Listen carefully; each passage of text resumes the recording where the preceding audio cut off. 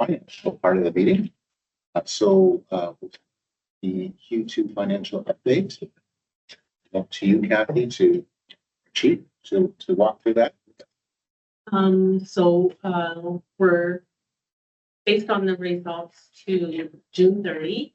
We are 59% expended on the operating budget side, and we are predicting, or we are forecasting, a possible 106,000 shortfall. But at the same time, we're looking at possible revenues that would offset that shortfall. We just aren't certain about those, so we haven't built that in. Several of our areas are showing cost overruns: vehicle maintenance, telephone and cable, several other items. Really, our operating budgets have not kept up to pace with inflation and with volume. So we're looking to fix these items in the upcoming budget. Vehicle maintenance and building maintenance are two areas that we're seeing a lot of pressure in year after year. Yeah, so 0.32% is a relatively small number. I don't get too excited about that. 6 months to go. There's lots of things that could happen. So I mean, I actually interpret this as relatively good news. That I think we're on track. I really appreciated on the second page of the report under the discussion analysis, just really tuning in to that we have several areas that are underfunded, and that's why we run into these situations. I mean, it's not as though we're being financially reckless. What's really happening by the looks of it is that we're not actually budgeting the expected cost, and I'm glad to hear that there's moves to try to correct that, if not in the coming year's budget, maybe in subsequent budgets, and so we can get back on track with it. Any questions or comments from members of the board? Okay, well then, thank you. Appreciate that. And then we'll move on to the companion report dealing with the reserves and the capital accounts. Yeah, again, we're based on the results at June 30. We're projecting to the end of the year what our spending in reserves will be. This looks a little bit different than the operating budget because here we're spending from pockets of money or lots of funds that are set aside to cover specific expenditures. So overall, I would say the reserves are on track with the exception of the police equipment reserve. And we're off track there because we don't have enough reserves funding to cover our actual vehicle costs. Vehicle costs have gone up so significantly since, I'd say, 2019, 2020, that we have gotten further and further because we're trying to boost this vehicle allotment up each year in the budget, but we're just not there yet. And yeah, we're going to see that until we fix that issue in the budget.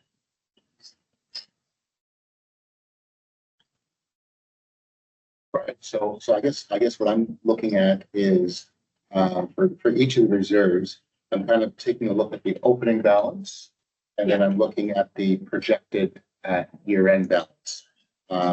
So, for example, the police building replacement reserve, it looks like we're actually in a better position, projected to be at the end of the year. I'm understanding. I realize negatives are really positive, so on and so forth.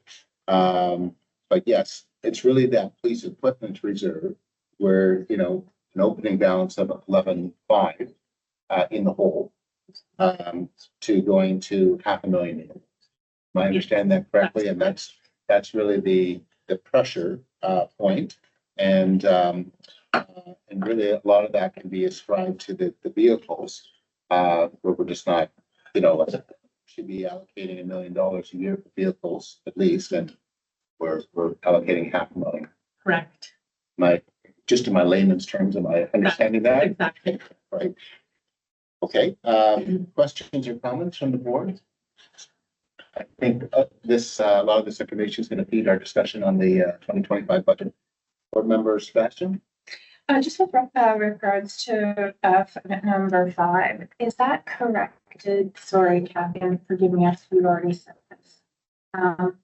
Is that kind of forecast algorithm? Is that baked into the 2025 budget? So if we think about often this year's budget, and it's because of higher than expected costs for things like vehicle maintenance, facility, etc. Is that same assumption in terms of increase baked into 2020? We are trying to push it up gradually, but if we fixed everything in this year's budget, we would be looking at a pretty significant increase that wouldn't be palatable. I mean more of not necessarily the capital outlay for specific purchases, but what I'm interpreting in the footnote is that there is kind of like an increased cost. Is it a percentage of those costs? So for example, if we said this year that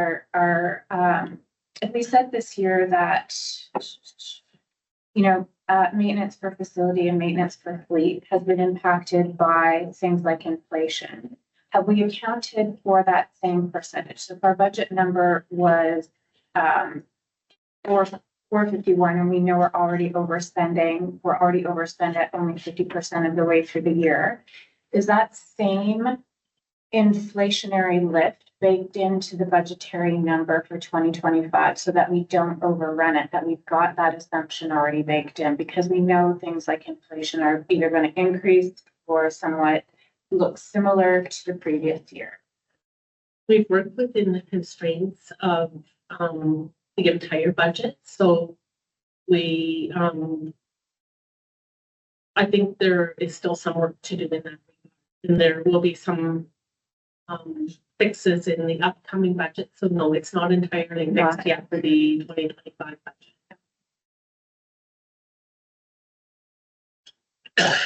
Okay, so it's not an approval item, it's an information item, but I'll just look at any further questions or comments on that. Okay, so seeing none, thank you, Kathy, appreciate that. That brings us to item number 15. So this is very, very exciting. Just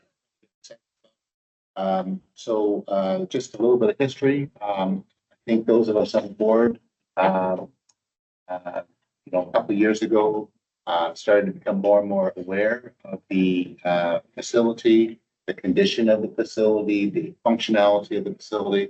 We've gone on several tours of the facility, and there's been lots of opportunity for community stakeholders to also see the facility.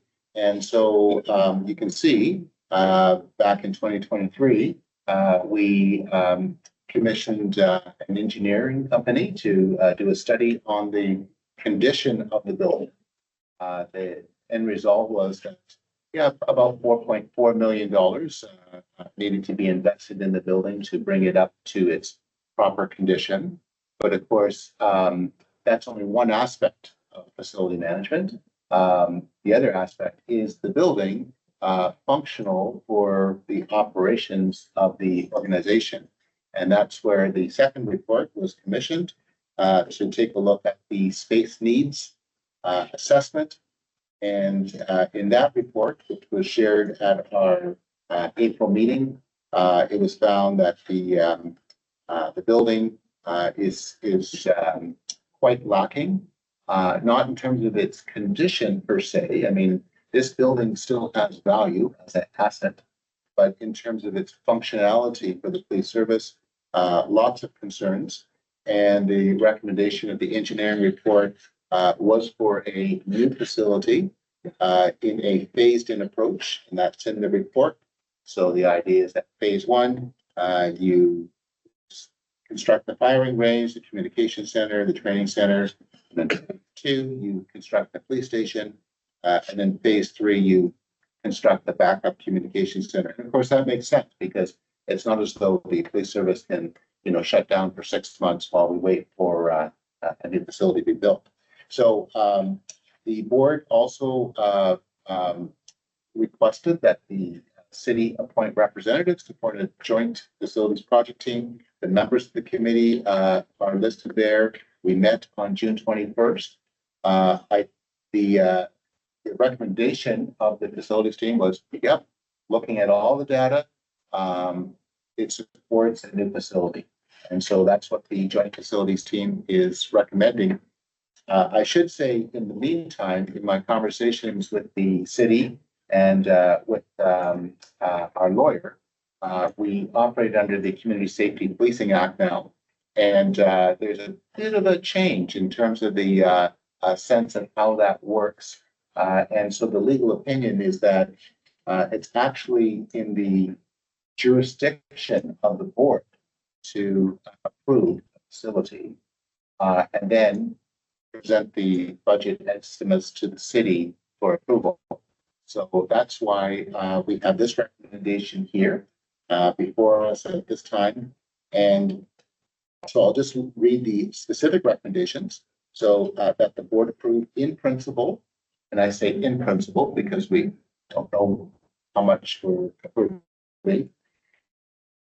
So approve in principle a new headquarters in distinct phases, as listed below. That the chief be asked to work with the city staff on a site selection process. So whether that be a currently municipally owned property or whether that be a different property. I think one of the things that really came out in the discussion was that, because of the firing range, you don't necessarily want the facility to be in a residential neighborhood. You got to be cognizant of what's in the area of the facility. And that the board also asked the chief to secure an architect to design the new facility, and that there'd be some provision in the 2025 budget to include estimates to cover these enabling actions.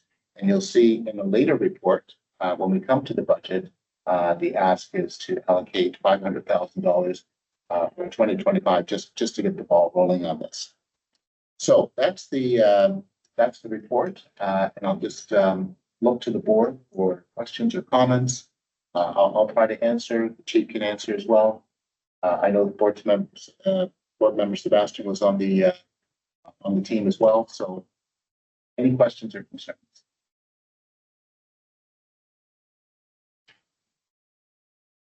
Chief, did you want to add anything to my comments?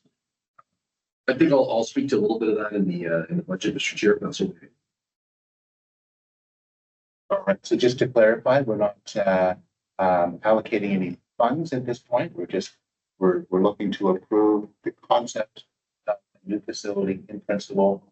Because if we don't approve that, then the recourse then would be to start to take a look at, okay, how do we potentially renovate this building, or the case may be. Board Member Ash? But we've already been told that really renovation is not an option.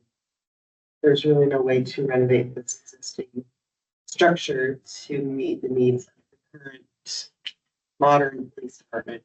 Correct, right? That's what that report stated. Yeah, so one of the findings, the design and construction of the headquarters, including the many angled and cast in place concrete walls, make renovation and reconfiguration cost prohibitive. It's just not practical. It would cost more.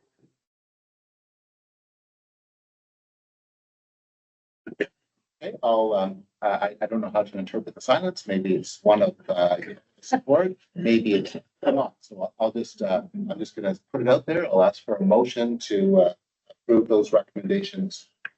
Did you want to make that motion? I do want to make that motion. Comment first. Okay, No. so Board Member Ash moved those 4 recommendations. Looking for a seconder. Okay, Board Member Sebastian, you made me nervous there for a moment. Okay, any further questions or comments about the proposal? Do you have any kind of cap? I mean, this could be the I have a dream category where we're just getting this.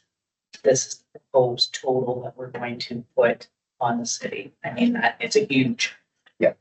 I know we need it, but So I'll start and then I'll ask the chief to speak to this. So I mean, you know, the number 60 million has been floated in one of the reports. I've heard it's high 75 million. We don't know. But part of the phased in approach, and even not aside from the phased in approach, I think the phased in approval approach. I mean, obviously, you start with an architect, meets with the staff, determines what the needs are, and then comes back with, some plans. I mean, all subject to the board's approval, right? So we're not really committing to anything until we actually see in more detail what's going to happen. I think the process here, or the approval here, is really, we have to start somewhere, get the ball rolling, and then see. Chief, thanks, Mr. Chair. I think it's fair to say that in most other jurisdictions, there's a collaborative approach between the municipality and the police service in terms of like how buildings are done. You see it in Brantford with their current expansion. You saw it in like Peterborough did theirs in 2 months in collaboration. So one of the challenges I think facing the board is that you're being asked to drive this through the board process, and I think that's it's not as common as the collaborative approach would be. Well, and I think it's fair to say this is a little bit new territory, because when I talked to the city clerk, this is the CSPA is relatively new, and so we're I guess one of the first boards that is really looking at a new facility under this legislation. So I think small steps, and we are gracious with each other as we try to maneuver through the process. So, okay, so we have a motion on the table. I'll call for the vote. All those in favor? Okay, that's approved. Just as a next step, and I talked to the chief about this, so I will communicate, subject to the approval of the budget and the $500,000 that we hope to allocate towards getting this started. I will communicate with the mayor and offer for the chief and I to meet with the mayor to discuss the budgetary implications, because we know under the new municipal legislation, it's the mayor's budget to present to council, and so we will opt to discuss with the mayor and answer any questions that he might have about this. Okay, thank you. So then we'll move on to the budget itself. Turn that over to you, Chief.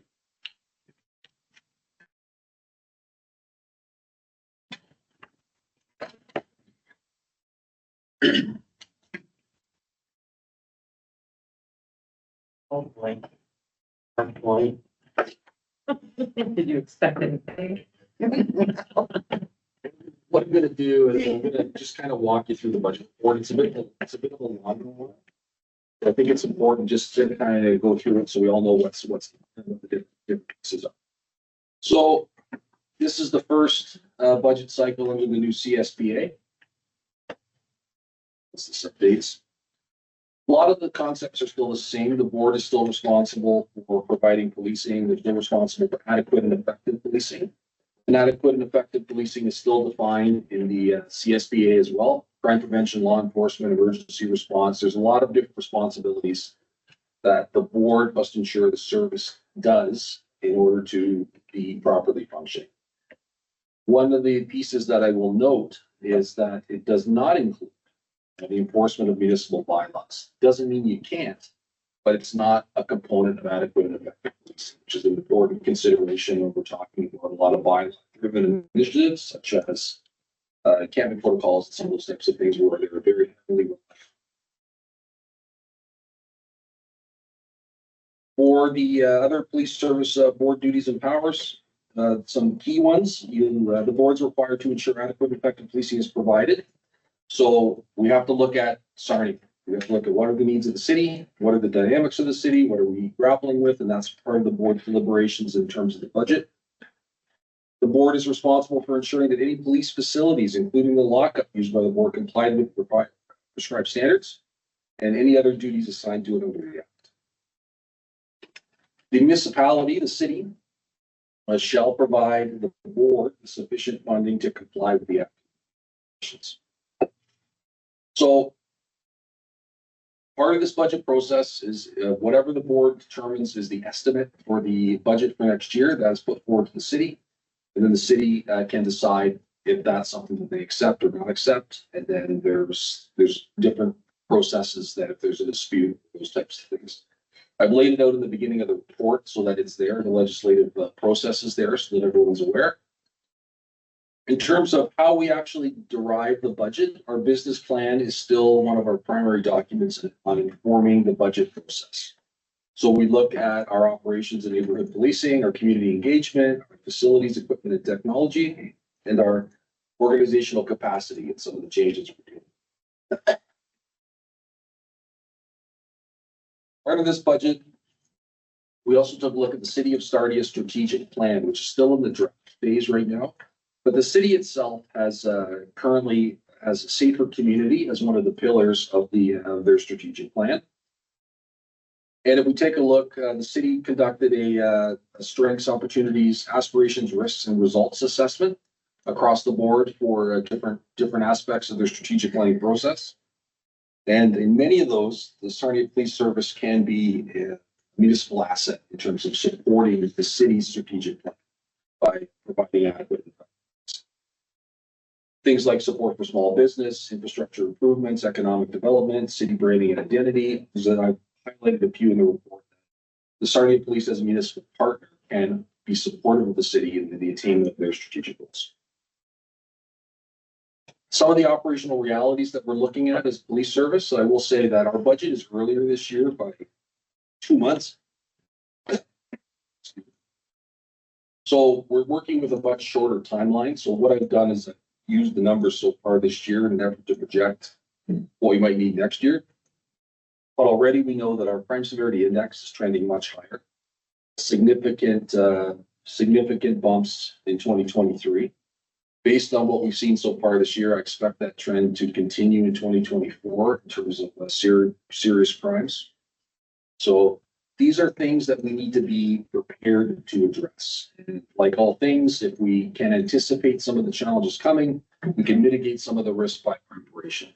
One of the best things we did in years gone by that was supported by the board was the implementation of the impact team. That was one of the first things that was delivered in that team. As an example, has literally paid dividends since inception.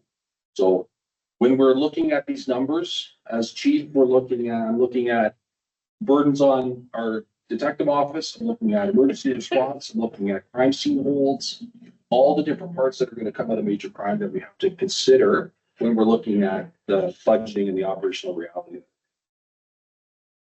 We've included the reports and comparative communities for those that say, hey, Sarnia Police are, out of whack with where we should be in terms of population or those other pieces. We're actually in the middle. So if you look at our cop to pop of 179, also coupled with our CSI of 87, it's pretty reasonably positioned at the moment in terms of the resources we have for the volume and workloads and the crimes that we're dealing with. Please note that this is based on most available information. So some of them are 2022 financial information and some are 2023. So the 2022 ones will probably be higher when they're updated. So this is all available online. The links are there if anybody wants to look. So the financial reports that municipalities submit, this is where that information is gleaned from. So you can see that we have the Sarnia Police staffing levels, certainly for the crimes that we're dealing with here and the work that we do with the city of Sarnia is not in any way excessive. Our charges are up. We're up 20% to date. And that is increased workload for our frontline officers, for our detectives. Our top 2 charges up the most, fail to comply with probation and fail to comply with the release order. Thefts are up 100%. What you're seeing is the cost of recidivism manifest in the workload for the police department. So we have a, relatively small group of people that commit a disproportionate amount of crimes that we're constantly dealing with, but we still have to deal with it as a police agency. So it is an unfortunate reality of today that, the catch and release, whatever you want to call it, it doesn't change anything for us as police. We still have to respond, we still have to arrest, we still have to charge, and we get frustrated like everyone else, but these are things that we have to be able to deal with. So our position has been to lay the appropriate charges. Sorry, over there, it's got your 2023 sheet. Is this up to date? All Yes. of these stats are now 2024. This is 2024. I don't know what about 2024. Just in the little box. Yeah. Just making sure. Thank you. Yep, the 2024s. This is a different perspective. This is the priority one events, just to give you a sense of an emergency. So this is what we deal with on a day-to-day basis. So this is January 1 to August 12th this year. You can see that the peak period is in the daytime, but that the evenings are the purple and the yellow is the day. So we are responding to 30 priority one events on a daily basis on average. So you break that over two shifts, like the 24-hour clock, that's 15 per day. That's a lot of emergency calls. That's priority one only. That's not the other priorities, 2, 3, 4, and 0. This is just priority one calls. It's just to give you a sense of the number of emergencies we're getting called to and the number of emergencies that we have to respond. So 30 a day is a lot, and you can see where they are. So please note too that when we're talking about budgets, like we can't possibly convey in a single document all the steps being taken by service. When we look at that, we look at different ways of deploying our resources. We have peak period shift coverage. We use 3 to 3s. We use 12 to 12s. We have different units that cover different parts of the time clock because obviously the days are busier than the evenings, but the evenings tend to have a little more of a major call flavor to them sometimes when they do come in. It's often when we have least enough. But again, just for awareness. So the operational reality is workload is consistently increasing.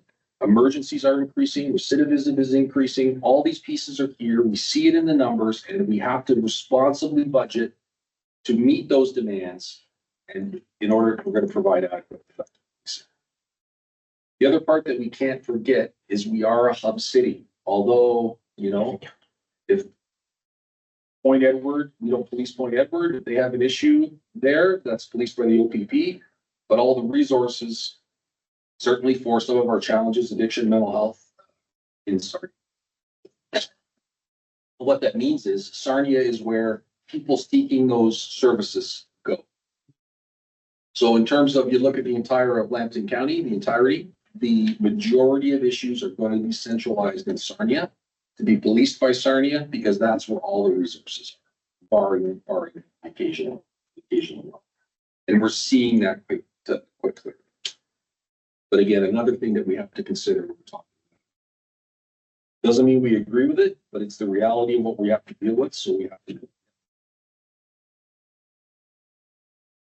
One of the other pieces I'd be remiss if not talking about it is the Rainbow Park and the challenges around homelessness that we have to, as a police service, be increasingly prepared to address. I have yet to see any municipality that has a solution for this problem, that has solved this problem. I think this is more of a chronic issue. And I think as a responsible organization, I think what we have to do is be prepared to manage this better, recognizing that there is no magic solution that's forthcoming anytime soon. So how do we manage this? We manage this as a partnership, of course. There are different responsibilities in terms of this particular issue. This is a Rainbow Park on Canada Day, actually. So this is after the parade. The chair and I did a tour of Rainbow Park to see it firsthand. I know I've been out there several times myself, and it is a very challenging environment. Certainly very challenging for the residents in that area. They're very frustrated, understandably so. The reality is, though, that if and when that particular encampment, if it is disbanded, every one of those individuals has to go somewhere else. And all the services are here. So if you take it from one spot and move it to another spot, the people that are affected by this are still there. So we have to be prepared as a police service to say, okay, so if the city does decide to address Rainbow Park, however they choose to, then we are still going to be the ones that catch the aftermath. So already this year, impact alone, 2 officers and a sergeant, 1,006 individual encounters with homeless individuals. 296 of those 1,000 are unique individuals, like a particular person. So the 1,000 represent multiple contexts. 296 unique, and of course, addiction factors extremely heavily in a lot of the social issues that we see here in the city. So you'll see in the budget, the impact team in terms of the outreach and the contact with this particular demographic and the challenges this demographic faces has paid an incredible amount of dividends. I expect the challenges of homelessness from a policing perspective to actually grow in terms of next year, in terms of where people are spread out, where we're going to have to have contact and find different people at different locations, the frustration that's growing in the community.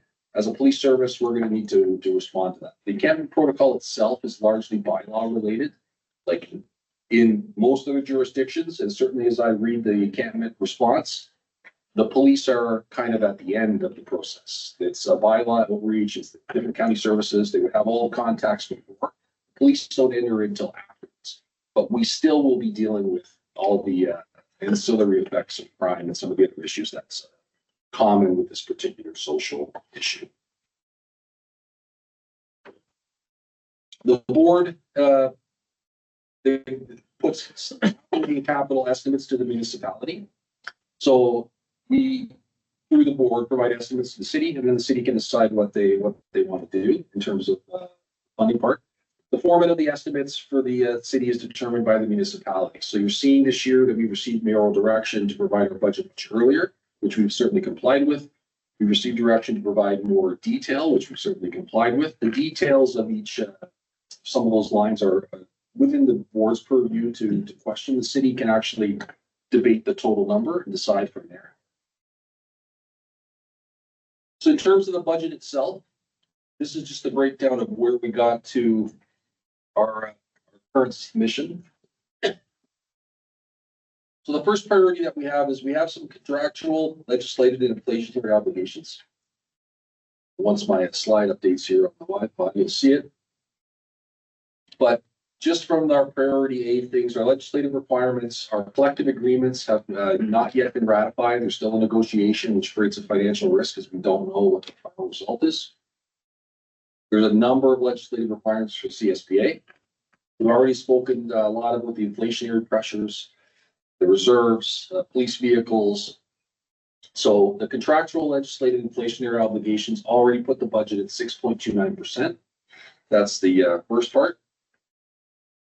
Second part is largely what I've spoken about, how we're going to address the 2025 operational demand. So all those issues that are going to face us as a police service, how are we going to address that? So we're taking a number of different approaches here. We're asking for some largely civilian staff. One of the things that we're asking for is operational support to civilian records clerks. Civilian members have expertise that officers don't, and so these 2 civilian record clerks will help us provide better data quality. They'll help us with disclosure requirements. The goal here is to actually free up some of our existing officers from doing some of that work that they have to do. The Ontario Court of Justice has imposed a significant amount of disclosure requirements on police services across Ontario.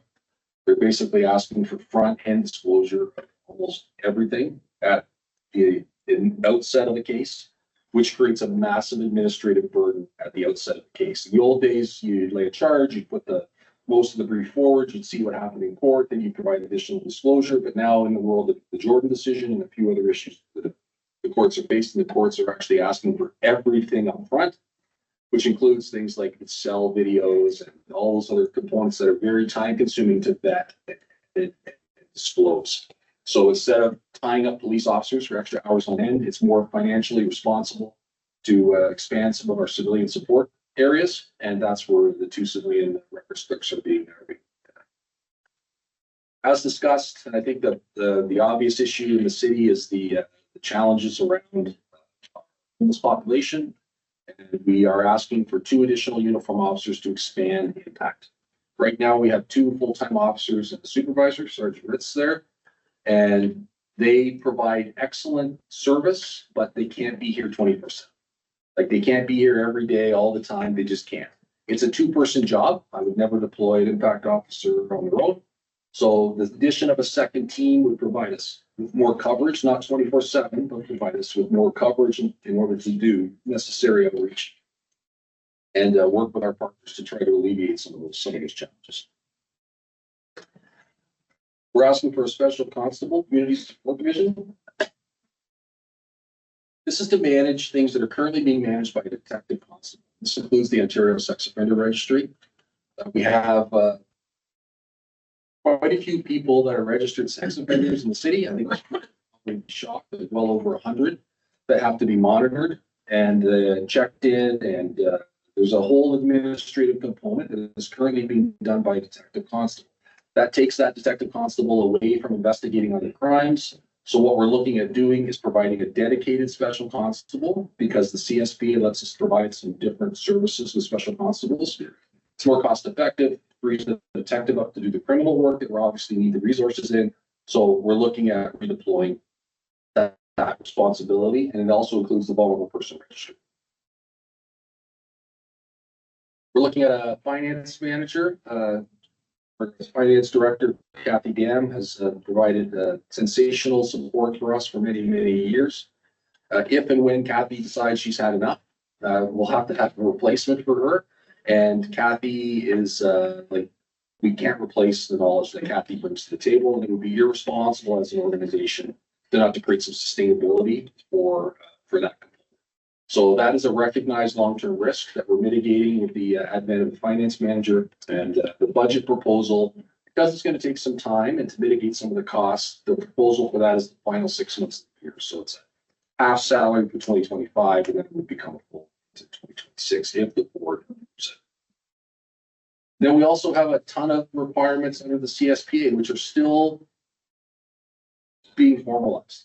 For everything from patrol rifles to different types of equipment to different requirements that they're still being sorted out. And as those come in, those come at costs. And when we have a position where we don't have a ton of reserves, the ability to absorb those costs and those new requirements becomes extra challenging. I think it's fair to say to the board and to the public is that this organization is currently surviving salary gaps. We're not right-sized in terms of what the budget costs are. We're literally moving the deck chairs as much as we can, but the salary gaps are what's keeping us afloat right now, given what we have to deal with and what we have to catch up. And this isn't something that's happened.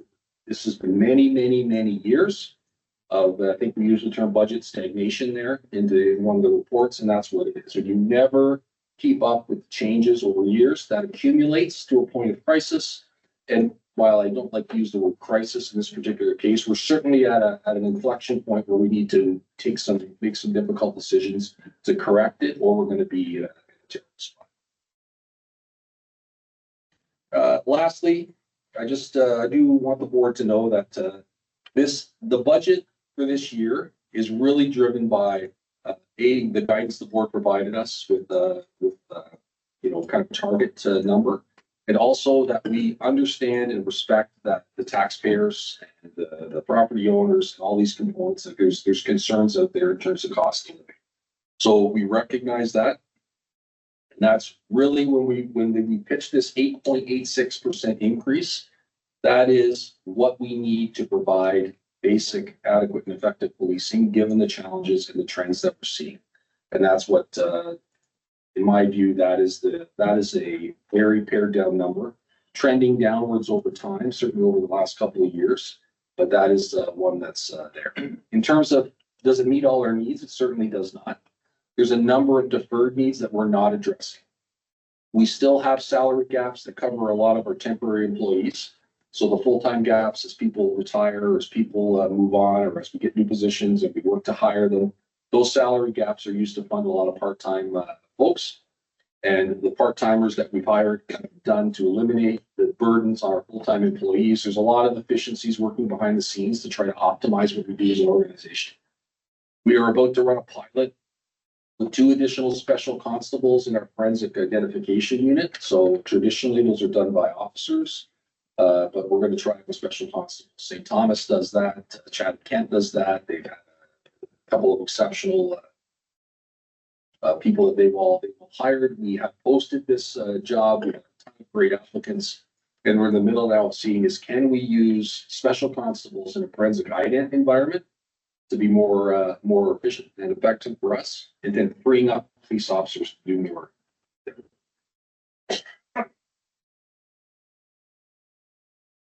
We're still dealing with some of although inflation is, we say inflation's coming down, but it's just increasing less is really what it is. So we still have some of those inflationary pressures. The reserve is still a challenge. The cost of CSBA are still being realized. One of the other key components that we're not asking the board for at this time, and a lot of other services are, is the backfill of officers or members that are not going to be returning to work. The WSIB backfilling is actually a significant budget for other police agencies. The burdens on the organization in terms of operational strength. Many organizations go to the boards and say, can we hire to backfill people that are never going to return? And some organizations have up to 30% absentees.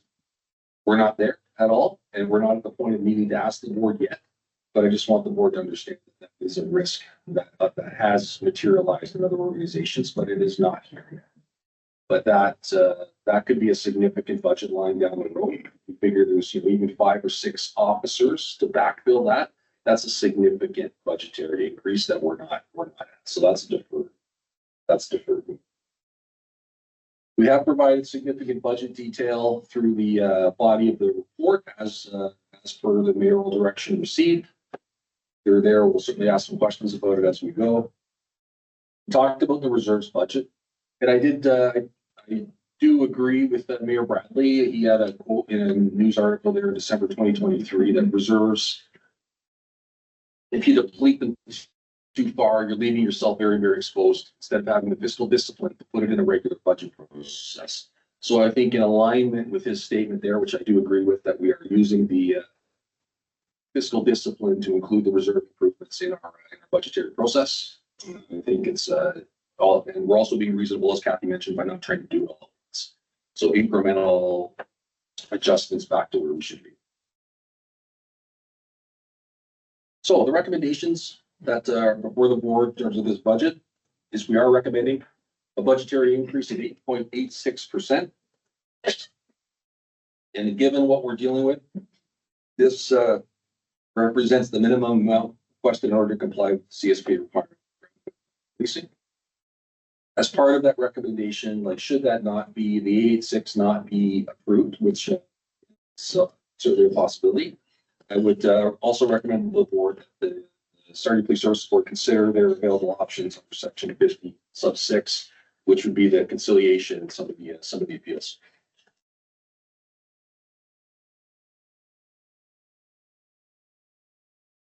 In terms of the facility, because we don't know the cost of the facility in total, because we just don't know. We don't know about the land, we don't know about the value of this particular building, which is a city asset. All those things that have to come together in order to initiate the project for the police facility replacement. There's an estimate of 500,000 initial funding to enable facility replacement project to proceed. This would include any necessary land study. This would include the retention of an architect and start with some of those pieces so we can actually consolidate the anticipated project costs over time, which right now we don't have. And without those resources, we don't have the resources to initiate that. In this budget, I've also included for board consideration some optional recommendations for the board. This is the 886 is our base requirement, and that's what we put forward. That's ultimately what we're asking. But we also recognize as a police service that there's a lot of community frustration, there's a lot of angst, there's a lot of upset, understandably so. certainly in many neighborhoods. So what we wanted to do was to give the city an opportunity, if they wished, to add other community safety components, recognizing that community safety is a part of their strategic planning process. If the city wishes, there are pieces here that they could add into if they thought there was value in addressing community safety through supporting the Sarnia Police and some of the work. Number one is this has come up before, is the one-time reserve replenishment of $450,000. This is the same that was requested last budget cycle that was not supported by the majority of council. That was a budget cut that came through. It doesn't change the fact that our reserves still are what they are. And given that we're doing things like the downtown patrol project and other things, literally surviving on salary gaps to pay overtime to cover those things off that our community needs, our community expects, this is something that through the board would be a valuable piece for the city to consider. I would also, yes, sure. Yeah, sorry to interrupt. Yeah, just wanted to ask specifically about that amount.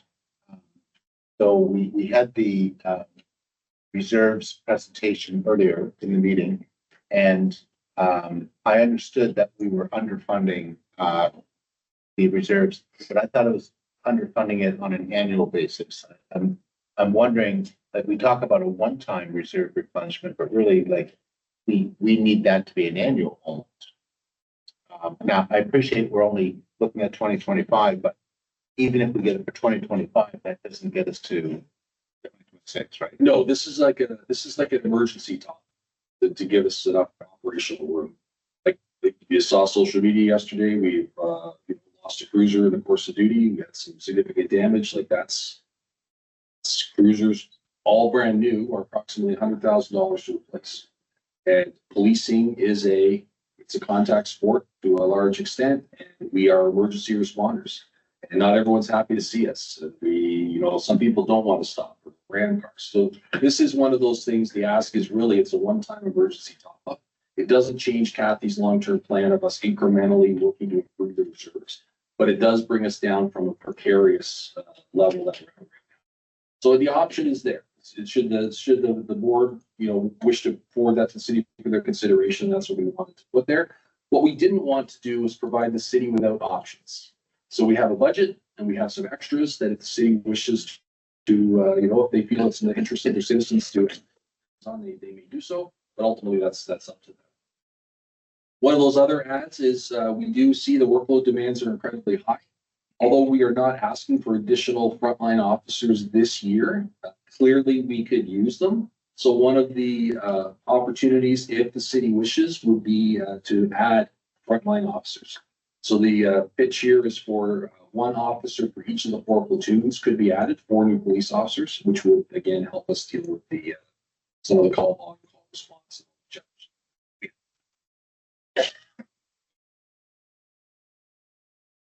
Lastly, or as an alternative, we can see from the crime severity index, and we can see from the types of major crimes we're receiving, from stabbings, not only stabbings of our people, but for citizens, for the weapons, for the different violent crimes.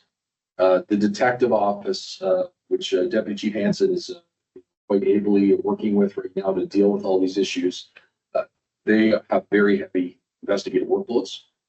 Another option for council to consider, if the board agrees, would be to add 2 additional detective constable positions, 1 for each of the general investigative teams. So one of the things we don't control as a police service is we don't control the calls. Like we don't control the call volume, we don't control the crime, but we have to respond to it. These are all the challenges we face. So for those that may say, that may say we should do more with less, we're doing everything we can with what we have, and less would come at a cost. And it's not, frankly, sustainable given the workload of the CSI and the call volume in the city right now.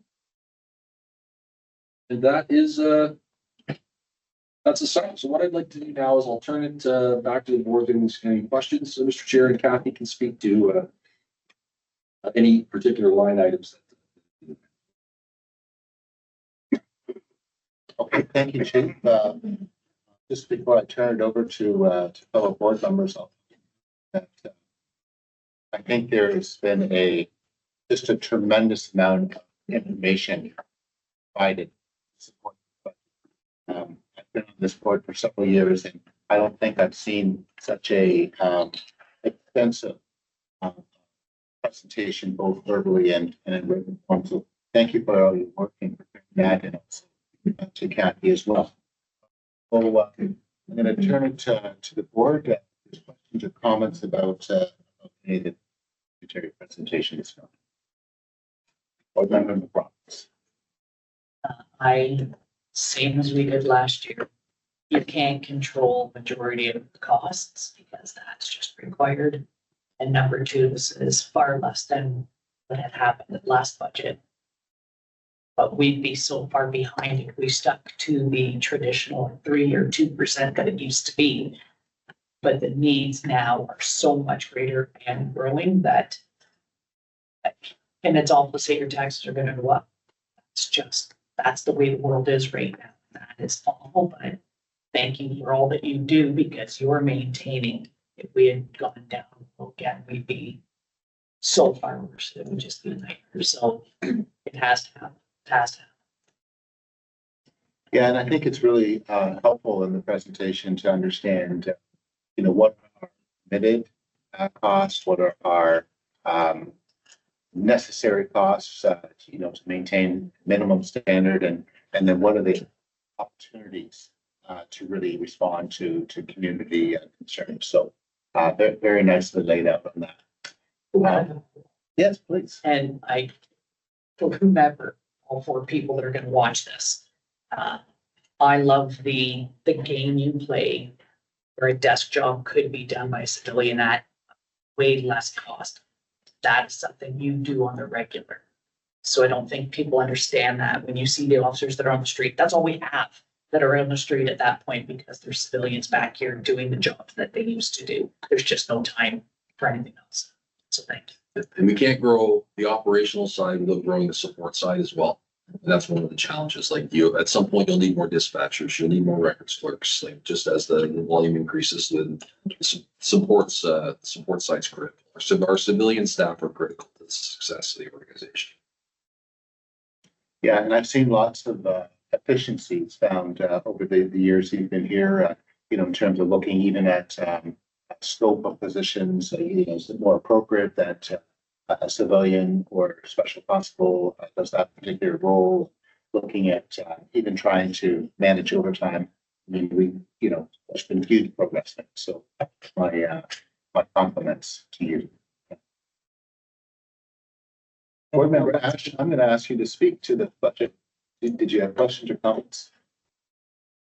What would you like to see?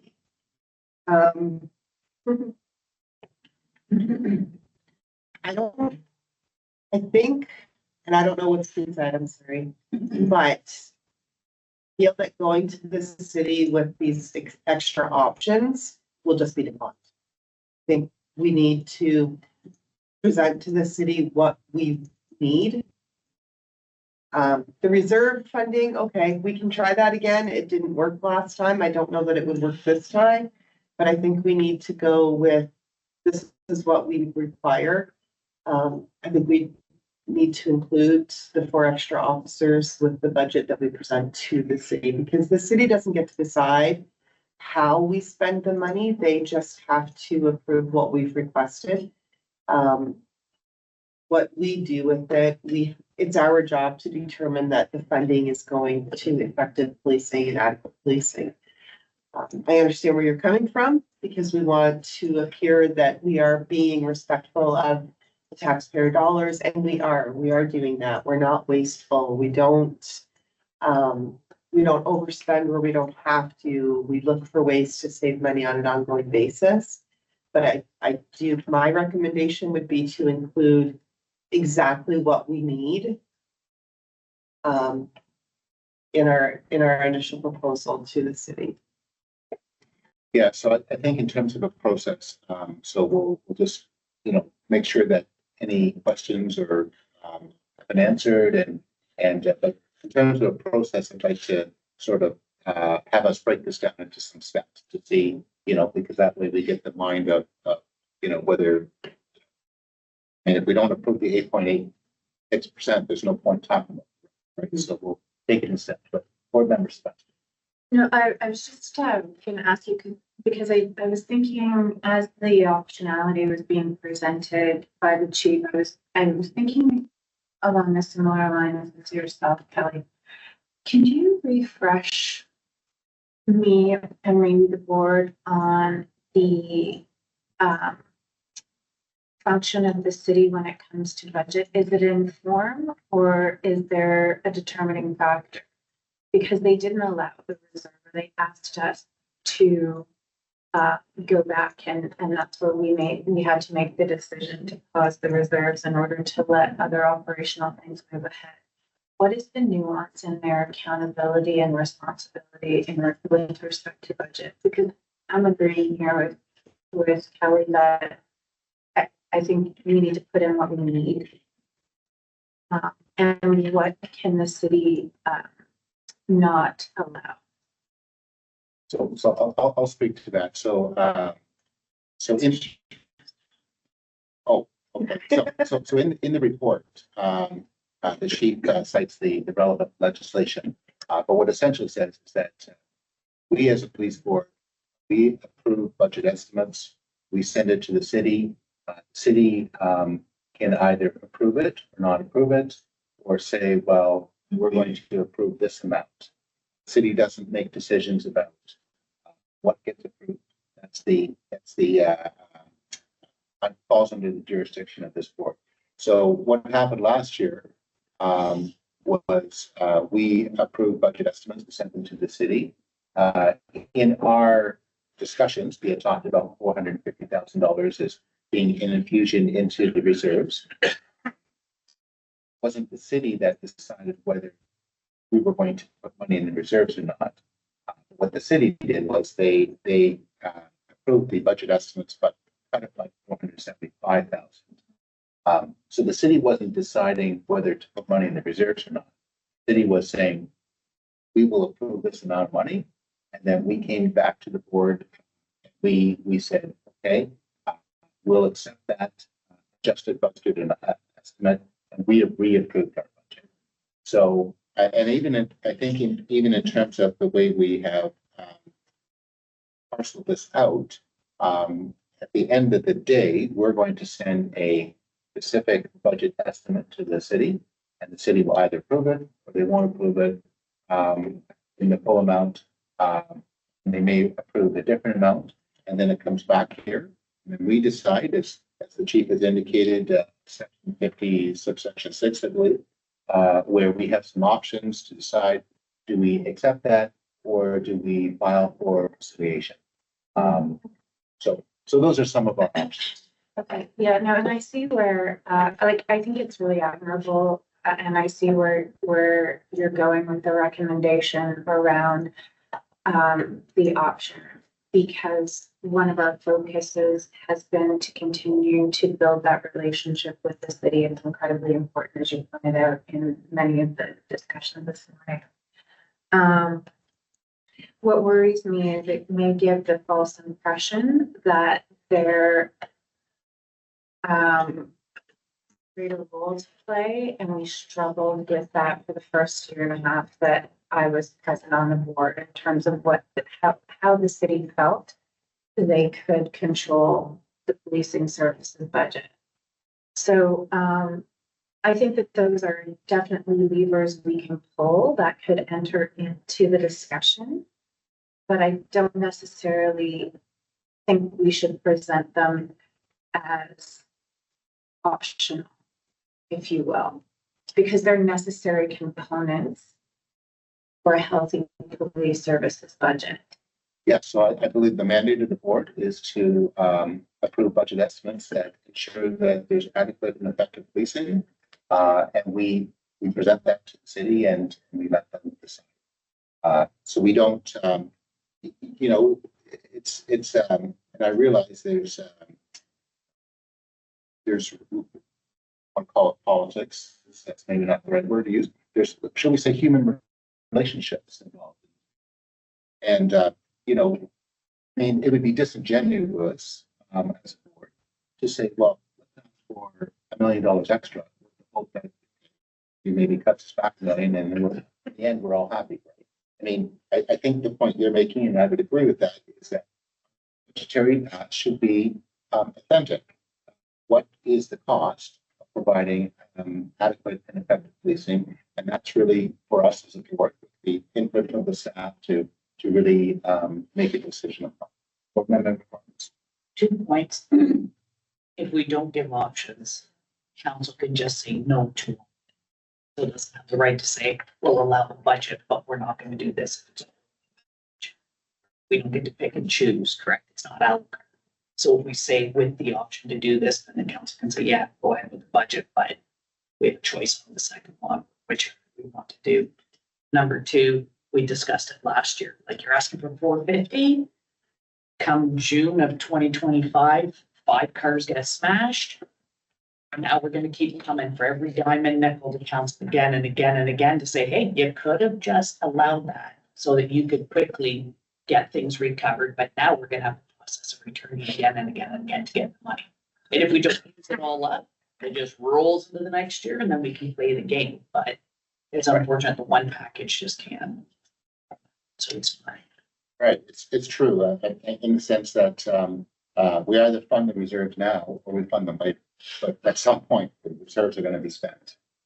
So, all right, I think what I'd like to do, if it's okay with the board, let's see what consensus we have on some of these things. So, as I said, I'd like to take a step approach here. So let's start with the approval for the 36,294,935, the 8.86% increase. So I'll look for a motion for that for the budget. Well, no, because before we do that, if we approve that, we can then go back and add into that, or Yep. that's what we're approving. Yeah. So we're going to start with the 8.86%. And then if there is support for that, then we'll look at the 500,000, and then we'll look at the other 3 options. And then overall, it'll be one budget that we're setting to the city. Okay, so can I have a motion to approve the 8.86%? So board member Ash, seconded by board member Sebastian. I think Ross, was there any questions or comments about that? I do. So the 7.3. Item C. Deferred. So if we went with that, but included in the one parcel, the 450,000, that's I'm not looking at all the numbers. If we said that's all one package and sent that to council, or if we went with the 8.86, but separated the 450, knowing it's gonna be voted down. Is that almost equivalent? The two, I'm not sure how much. So the 886 is really, it's base sustainability for next year. It's what we have to read. It's what that is. So if we talk about adequate and effective, that's the chief's recommendation through the board is that's what we need to get through next year. And if it's going to come back less than that, that's the recommendation would be for the board to consider their other options. The other pieces are really, if I'm being completely honest, we do take criticism as a police service from different levels, which I'm okay with. We're accountable for everything that we do. That's okay. But this does give some of the folks that, may claim a public safety interest some options to enhance community safety without it coming through as a direct police ask. Could we use those other additional pieces? Yes, we could. Do we need it for the base survival for next year? We're trying to balance, as I said, the economic hardship on the taxpayer with the operational challenges that we face. So it's a really fine line. The 450 helps us have a little bit of security when things happen, which happen. You'll see some of that probably coming up in the next few weeks as well. Just some of the challenges that we're facing operationally. And it's without reserves. We are literally hand to mouth, and that's not a good place for an emergency service organization that cannot predict what we're going to be dealing with tomorrow. We could have a homicide tomorrow, and that would be it would just, the resources would go very quick. And would that include a scenario where the city starts to take action on encampment bylaw and we are called into? I don't think additional staff impact is part of our budget. Yeah, I think- Challenge for us will be, well, if everyone's scattered all over the place and then moving constantly, it's like, how do you track and get people the resources? That'll be the real challenge. And I'm not, this is a comment on for or against Rainbow Park. It is what it is. It wasn't our decision. It's not our, we've never been asked to clear it out. It is what it is. But it is a concentrated population there in terms of providing services, although it did not help that local community on any level. But we're bracing for what's gonna come from this, because I do think the city will make some decisions at some point, which is completely up to them. And then when they decide, we'll adjust to whatever the ramifications of those decisions are. So we do have a motion on the table, and I do want to speak to that. But I just want to offer a sort of a point of clarification in the process. So I appreciate the budgetary approach has talked about options for the city to consider. The city doesn't really consider these options. That's the board considers these options. At the end, we're going to have one number that we send to the city. We will split it out into the various line items that the city asks us to split them out in. But the city doesn't decide, oh, well, we think we'd like option A, but not option B. The city simply approves the amount that we present or a reduced amount. And then we take it back and then we decide. So just wanted to clarify that. I want to speak to the 8.86%. I think it's an excellent budget. I stand by it 100%, and I will fight vigorously. I think it really does address the core policing needs, and it does build in some small enhancements that are not trivial and not luxurious, but are really, really critical for us to proceed in 2025. So I'm going to present this as well. So if there's any other questions or comments on the 8.86%, seeing none, can I call for the vote? All those in favor? Okay, so that's approved. So then I will move to the $500,000. So that's to enable the facility project. So we've approved the project in principle already. This is just the piece that goes along with that. I did a quick calculation. It represents a 1.5%, I believe.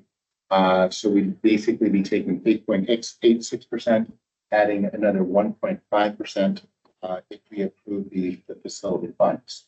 So can I have a motion to approve the 500,000? So Board Member Sebastian, got a seconder for that? Oh, yes. Board Member Ash. Okay, thank you. And then let's, do you have a comment or question about that?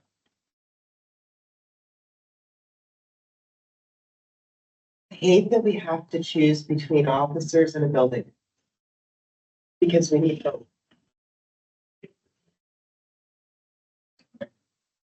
Fair enough. So, so we are going to consider the other three options as well. And I mean, if we did the package, I think it works out to 14.46%. But we just need to look at them one by one. And I'm kind of looking at what I think are kind of the basic, and then move to the, like, in my thought, it's fine to approve a building project in principle, but if we're not going to allocate any funding to it, it doesn't mean much, right? So I sort of consider these two as kind of the critical, and then we move on to the other pieces. So we have a motion and a seconder. Comments or questions about the 500,000? Okay, can I call for the vote on that? David? Okay, so that's approved. Thank you. So that brings us to 10.36%. And then let's take a look at the other three.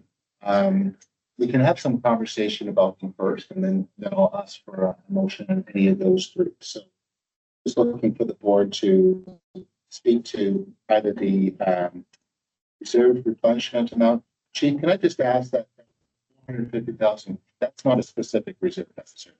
It's just like the reserves in general. It just, yes, wherever Kathy sees the need, it would replenish those low numbers. Okay, and then the other one is the four officers to fill an officer for each of the four platoons. And then the two criminal investigators to detect the cost of it. So, does anyone want to speak to any of those items? Open them the problems. 450. I'm going to be the back, is probably not gonna get passed. And we're, again, having a big ask again, so I just approaching the city every time something goes wrong. Hopefully that will get them to understand that there's a necessity for that. But there's a lot of other money going into places with people. Right. And people not. Yeah, no, and I appreciate the comment, and I think how should I say this?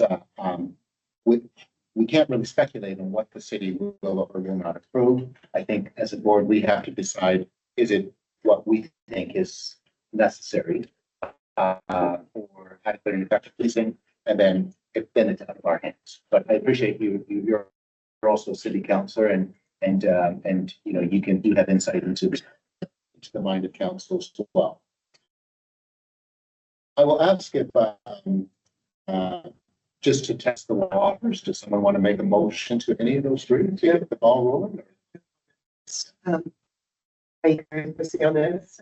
I think that if we go in the same way we did last year with our budget and then this additional ones with the reserve funding as this is our budget, but we're also looking for the same as we did last year. Then we are giving council options to help fund that, knowing the issues that we're having with our budget. It'll be the second year, but I do feel that maybe that's the way to go. So I will motion that we do it that way, that we go in with the budget and then the additional aspect to do what we did last year. So I don't even know if we're allowed to do that. We present one number to the city. We break it out according to the accounts that they want us to break it out into. They don't have the authority to say, well, we'll approve this, but we won't. We can provide explanation for how we wish to spend it. We can certainly do that. But really it's one number. So do you want to move the 450,000 or would you like to do? On motion and the point of it is again, the city can turn down components or a number. But I think what we're making very clear here is that there is a reserve deficit. You've got the option to include it in this budget, or sorry, they don't have the option, but you have the option to approve or deny the budget. But this is the impact if you don't. And so that continues to raise it as a condition of the budget and a deficit. So I motion to include all three elements of this for into the budget to be approved. That's my motion. Okay, so we have a motion from board member Sebastian. So for the three components that bring us up to 14.46%. Seconder for that. Okay, board member Ash supports that. Questions or comments about that? I will put my cards on the table. I don't personally support that. I think I think we've had some substantial budgetary increases in the past 2 years, which were needed, and I appreciate the support that we've had from the city of Sarnia. Right, 6%. I don't have an appetite to do 14.4%, so I wouldn't be able to support that. So, but, you know, we can certainly put a conversation and see where the vote goes. Do you want to speak to that? I'll call for the vote. We have support for that motion to include those three components.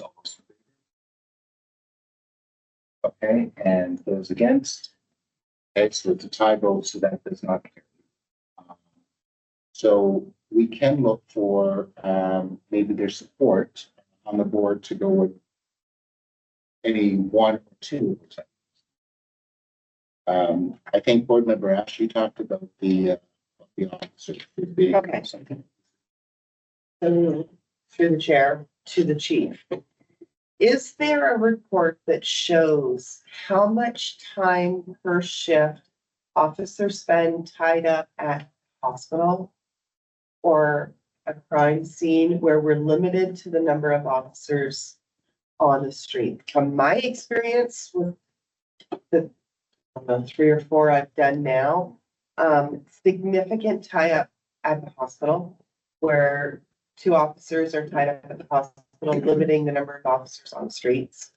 One of them I was on, I was at an apartment for 3 hours, so we waited for the coroner to show up. So there's always tie-ups for our officers, limiting the number on the street. Of course, he has those numbers. So the median wait time at hospital for example, for a mental health apprehension is 115 minutes. So almost 2 hours. Almost 2 hours. Again, that's outside of our control. No, So they have to be medically cleared at the hospital, then there's a determination if they'll be admitted or not. And in the meantime, they're in our custody. Because until the hospital accepts custody, we are also seeing like some of the, when you have major crimes, which we clearly have a lot, like we've made a very concerted effort as a police service to be transparent with the public. We have done a ton of media releases. We let people know on a regular basis what we're dealing with. Some of those crime scenes are held for days. Some of them are held for extended periods of time. And we're a 24/7 business. That's the other part I think that's often lost. Like when we talk about 4 or more officers, that's not 4 officers working today. That's just, you might see one. And then you take away their vacation and all the other time, the training, like that's a piece of an officer on every shift.